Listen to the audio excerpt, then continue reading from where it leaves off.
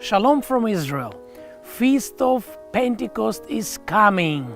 It's a time of celebration, time to celebrate Holy Spirit, His glory, His works, and His presence in our life. That's an amazing feast of joy, because really in that moment, history of the humanity have changed.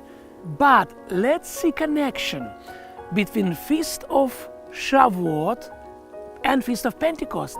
Shavuot is biblical feasts that people of Israel have celebrated year by year for more than 1,000 years before Jesus. And Feast of Pentecost become fulfillment of the God's promises, because Feast of Pentecost happened, events of Feast of Pentecost happened on the Hebrew, on the biblical feast and celebration of Shavuot. What does it mean, Shavuot? Where is in the Bible? And let's talk about it. Leviticus 23, verse 15 and 16 says, "And you shall count for yourselves from the day after the Shabbat, from the day that you brought the sheaf of the wave offering, 7 Shabbats shall be completed." Now, God is teaching people of Israel, you have to count 7 weeks.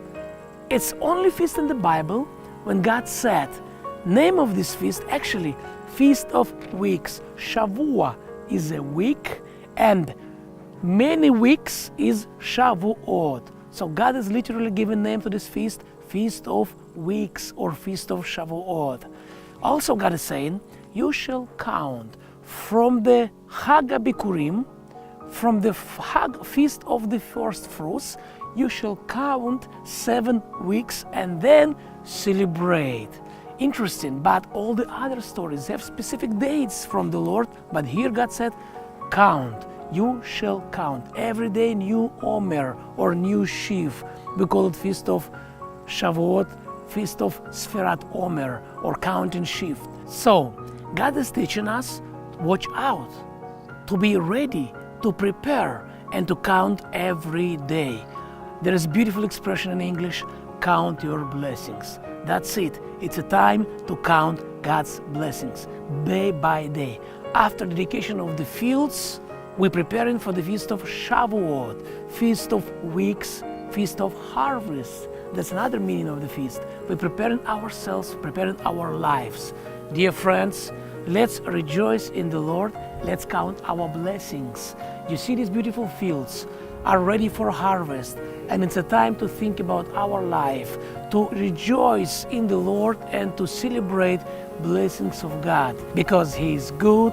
He filled our life with the presence of the Holy Spirit, and it's a time to celebrate Old Testament and New Testament events. In next episode, I'm going to share more about biblical significance of the feasts and how it have been preparing people of Israel for fulfillment in Jesus, in Yeshua, in the New Testament.